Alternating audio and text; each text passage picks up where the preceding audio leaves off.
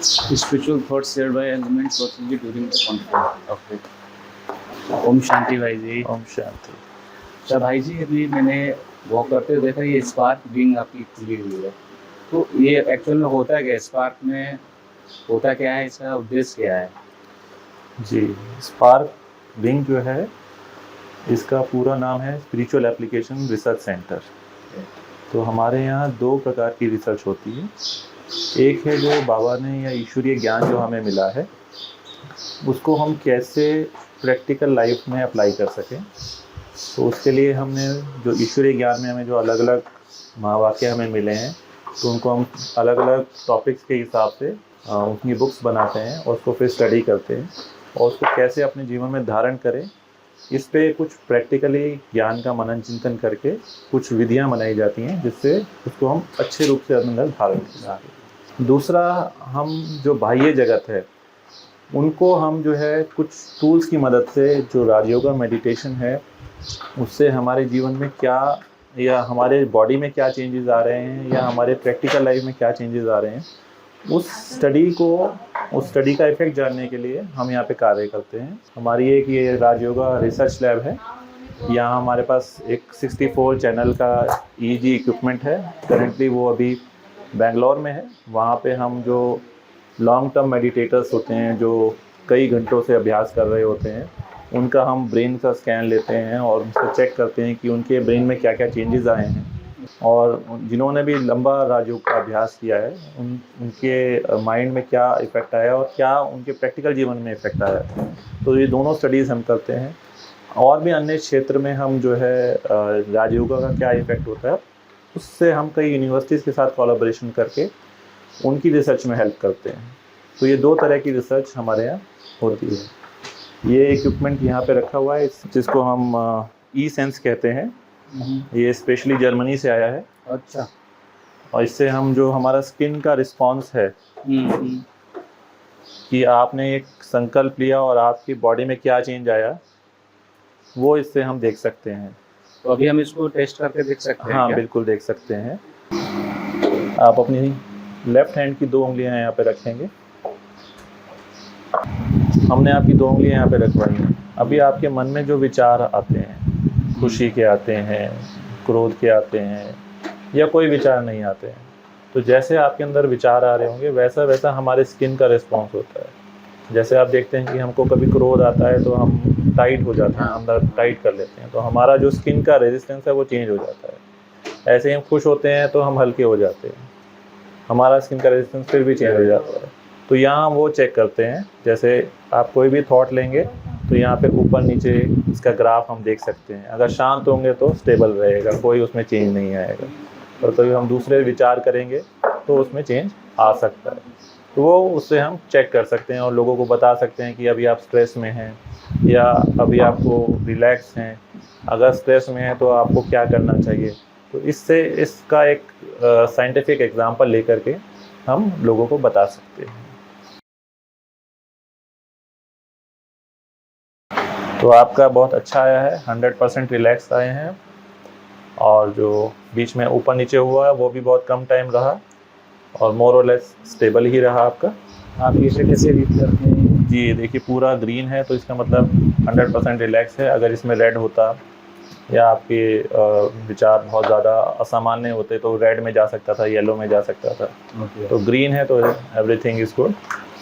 कितना समय आपका ऊपर नीचे गया तो टाइम इंक्रीज आपका बहुत थोड़ा रहा, टाइम डिक्रीज आप धीरे धीरे रिलैक्स ही होते गए। ओवरऑल स्कोर आपका काफ़ी अच्छा आया है, यही हम इससे अभी जज कर सकते हैं। तो बाबा के घर में बैठे हो सकता है उसकी वजह से। हाँ, आप देखेंगे कि अगर इसको हम किसी बाहर जगह लेके जाते हैं तो वहाँ पे हमने देखा है कि बहुत से लोगों का रेड आता है, और यहाँ पे जितने लोग आते हैं चाहे वो बाहर से भी आए हैं, चाहे उन्होंने ईश्वरीय ज्ञान नहीं भी लिया है, तो भी उनका यहाँ आते ही रिलैक्स हो जाता है। होता है जी जी। तो ये हमारी एक एग्जीबिशन है।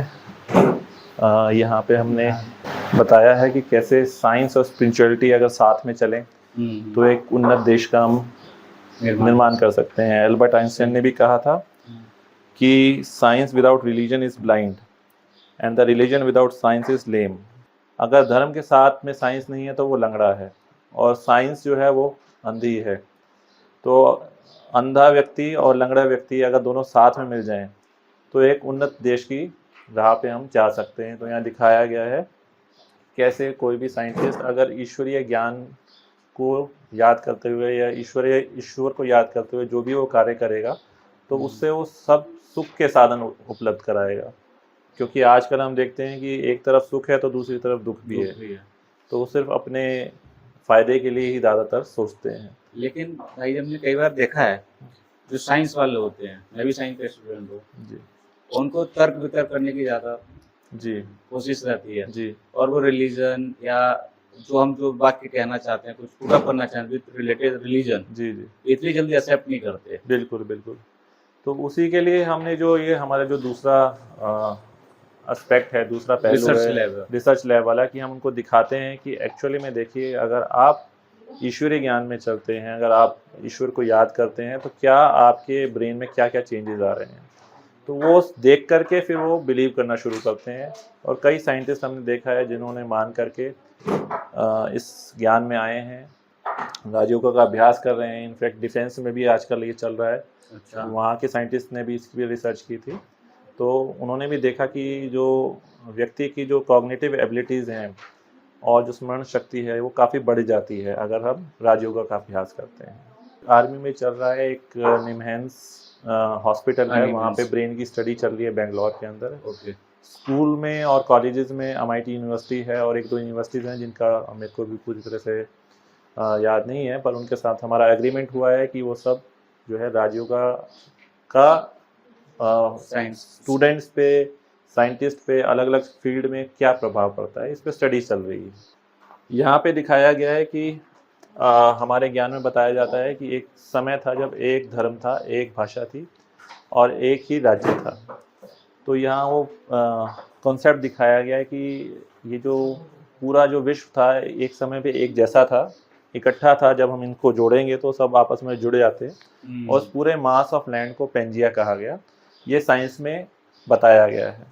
तो हम भी ये मानते हैं कि एक समय ऐसा था जब ये सारा विश्व इकट्ठा था, एक पीस ऑफ लैंड था और उस समय भारत में जो है पॉपुलेशन थी और वहीं पे राज्य होता था। और उसके बाद 2500 वर्ष बाद उसमें डिस्ट्रक्शन हुआ। डिस्ट्रक्शन होने के बाद सभी फैल गए और हमने ये देखा है कि जो भारत में जितने भी लोग पाए जाते हैं वो पूरे विश्व में वैसे ही पाए जाते हैं। जो हमारे यहाँ नॉर्थ में लोग पाए जाते हैं वो रशिया या यूरोप जैसे लोगों का उनका सिमिलर अपीयरेंस रहता है। ऐसे ही वेस्ट के लोगों का कनाडा के जैसे के लोगों को अपीयरेंस होता है। जो हमारे यहाँ साउथ में होते हैं वो साउथ अमेरिका या अफ्रीका का उनका स्ट्रक्चर मिलता जुलता है। जो ईस्ट का है वो हमारा जो जापान, मलेशिया या चाइना की तरफ उनका जो अपीयरेंस होता है उस तरह से मिलता जुलता है।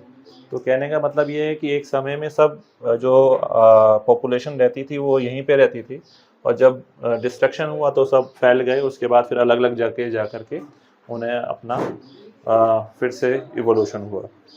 जी, ये यहाँ पे बताया गया कि शुरू में एक ही भाषा थी और एक ही नेशन था और उससे अलग अलग नेशंस निकले और एक ही भाषा से अलग अलग भाषाओं का विस्तार हुआ।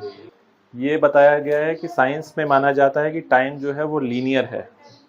वो हमेशा एक सीध में बढ़ता चला जाता है, जबकि धर्म ये कहता है कि जो समय है वो लीनियर नहीं है, वो सर्कल में है, साइक्लिक है। तो यहाँ पे हमने कुछ बताने की कोशिश की है कि जैसे हमारा जो यूनिवर्स है, यूनिवर्स जो है प्रिंसिपल पे वो साइक्लिक प्रिंसिपल पे चलता है। सूरज अपने चारों तरफ घूमता है, जो अर्थ या और भी प्लैनेट्स हैं वो सर्कुलर पाथ में घूमते हैं, जब यूनिवर्स सर्कुलर मोशन को फॉलो करता है। और बाकी यहाँ पे एक एग्जांपल दिखाया गया एक इक्वेशन के थ्रू कि जो टाइम पीरियड है वो भी साइक्लिक के रूप में ही उसकी इक्वेशन सॉल्व होती है। यहाँ पे एक वैसे एग्जांपल दिखाया गया है कि कोई भी खेल है, अगर हम शतरंज खेल रहे हैं तो शुरू में जो पोजीशन होगी खेल खेलने के बाद वापस उसी पोजीशन पे आ जाएंगे। तो यानी कि जो ड्रामा है वो भी शुरू के बाद अंत होता है, फिर वहीं से शुरू होता है। तो हमारे जैसे ईश्वरीय ज्ञान में बताया जाता है बनी बनाई बन रही है और कुछ बननी नहीं, यानी कि जो भी चीज़ चल रही है वो सर्कल में चल रही है और फिर शुरू होकर के वापस उसी पॉइंट पे पहुंचती है।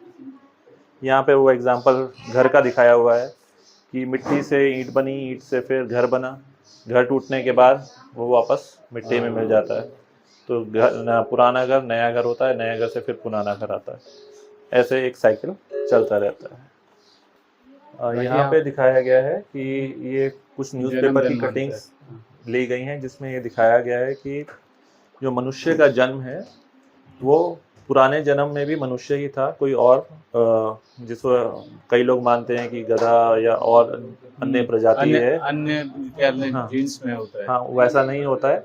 ऐसे कई शोधकर्ता हुए हैं जिन्होंने चेक किया है कि जो पास्ट लाइफ रिग्रेशन जिसको हम कहते हैं, उसमें एक महिला ने एक पेशेंट का चेक किया तो लास्ट 36 बर्थ तक वो मनुष्य ही थी।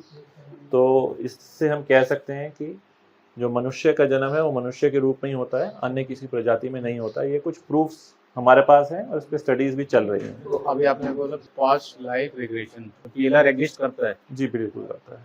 या ये सिर्फ मनगढ़ंत बातें हैं? नहीं, मनगढ़ंत बातें नहीं है, आप जा करके देख सकते हैं। कुछ फैक्ट्स हैं जहाँ पे दिखाया गया है कि कई बार जो है बचपन में कई बच्चों को अपनी पुरानी जिंदगी याद रहती है। तो ये कुछ एग्जाम्पल्स हैं जो अपने प्रैक्टिकली पुराने घर में गए, वहाँ पे उन्होंने सारी चीज़ों को आइडेंटिफाई किया, और जो छोटे छोटे बच्चे हैं उन्होंने अपने से कई बड़ी उम्र की माता को अपनी युगल बताया। इस तरह से भी इंस्टेंसेस हुए हैं, जिससे हमें पता चलता है कि ये सारी घटनाएं जो लौकिक जीवन में, ये लौकिक जीवन में घटी हैं, ये हमने उसका कलेक्शन करके यहाँ पे रखा हुआ है। ये स्पार्क बिंग के अगर किसी को ज्वाइन करना हो इसके लिए क्यूआर कोड के लिए जी,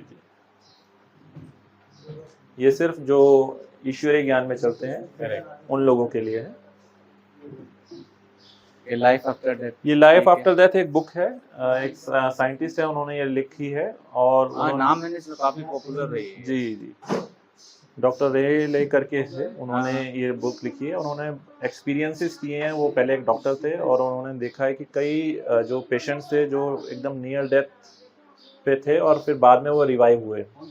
तो उन्होंने ऐसे कई लोगों से इंटरव्यू किया। इंटरव्यू करने के बाद उन्होंने ये निष्कर्ष निकाला कि कई लोगों ने ये बताया है कि वो जब बिल्कुल कोमा में थे, उनको कुछ नॉलेज नहीं थी, तो वो एक गहरी टनल, एक अंधियारी टनल से होते हुए जा रहे हैं, उनको कुछ नहीं दिख रहा है, और जब वो टनल ख़त्म होती है तो उनको एक वाइट प्रकाश दिखता है। उस वाइट प्रकाश में उनको अपने बचपन से लेकर के अब तक की जो भी ज़िंदगी है वो एक फ्लैश के रूप में नज़र आती है। कुछ आवाज़ नहीं होती, सिर्फ एक फ्लैश होती है, और उसके बाद उनको एक लाल प्रकाश नज़र आता है और वहाँ उनको बहुत शांति का अनुभव होता है। ऐसा कई व्यक्तियों ने अपने जो नियर डेथ एक्सपीरियंसेस हैं उन्होंने बताया, उसके बाद जो रिवाइव हुए। ये इस बुक में मेंशन है, इसको आप पढ़ सकते हैं। और हमारे जो ईश्वरीय ज्ञान में बताया जाता है वो भी यही बताया जाता है कि इस तारामंडल के बाहर एक लाल प्रकाश की दुनिया है, जहाँ से हम आत्माएं इस पृथ्वी पे आती हैं और अपना अपना जो रोल है वो निभाती हैं, और जब हमारे ये रोल सारे कंप्लीट हो जाते हैं तो वापस हम यहाँ आ जाती हैं। तो ये भी हमारे ईश्वरीय ज्ञान से मैच करता है। सेलिबेसी इज नेचुरल यहाँ बताया जाता है कि जो बाह्य जगत है वहाँ बताया जाता है कि सेलिबेसी नेचुरल नहीं है, पर आप देखेंगे कि हमारा जो राष्ट्रीय पक्षी है वो मोर है, जिसको जो कि एक पवित्रता का प्रतीक है। और ये अलग अलग लाइफ के साइकिल्स हैं जहाँ पे हम देखते हैं कि अगर आप सेलिबेसी को नहीं अपनाते हैं तो आप उस क्षेत्र में आप प्रगति नहीं कर पाते हैं। जैसे दिखाया गया बच्चे हैं, बच्चे अगर पवित्र रहते हैं, वो सेलिबेसी को प्रैक्टिस करते हैं, तो उनका जो कंसंट्रेशन पावर है बहुत अच्छी होती है, बहुत अच्छी पढ़ाई कर पाते हैं।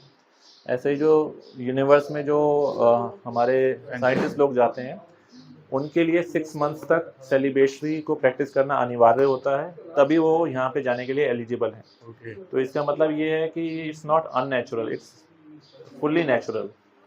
ऐसे ही जो हमारे खेल जगत में जो भी हमारे भाई बहनें हैं, जो कि देखा गया है अगर वो सेलिब्रेट रहते हैं तो उनका जो परफॉर्मेंस है वो बहुत अच्छा रहता है, उनकी कंसंट्रेशन भी बहुत अच्छी रहती है।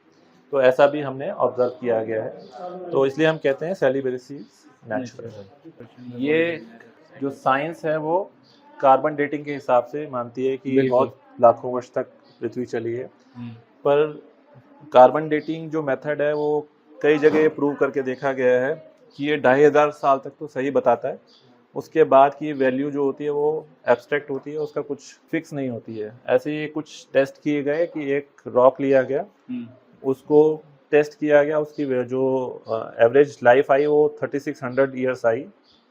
उसके 1 महीने बाद उसको चेक किया गया तो उसकी वैल्यू चेंज होकर 2000 ईयर्स आ गई। तो उससे पता चलता है कि जो कार्बन डेटिंग मेथड है वो एक टाइम तक ही वैलिड है, उससे आगे उसकी वैलिडिटी अभी तक साबित नहीं हुई है। तो हम ये नहीं कह सकते कि जो पूरा विश्व है हमारा कई लाखों वर्ष पुराना है, क्योंकि हम जो चेक कर सकते हैं वो सिर्फ 2500 साल तक ही चेक कर सकते हैं। दूसरा ये डार्विन थ्योरी है, जो कि आजकल हाँ, डार्विन थ्योरी हमने बचपन में पढ़ी थी, पढ़े पर अब जो है ये सभी टेक्स्ट बुक से हटा दी गई है।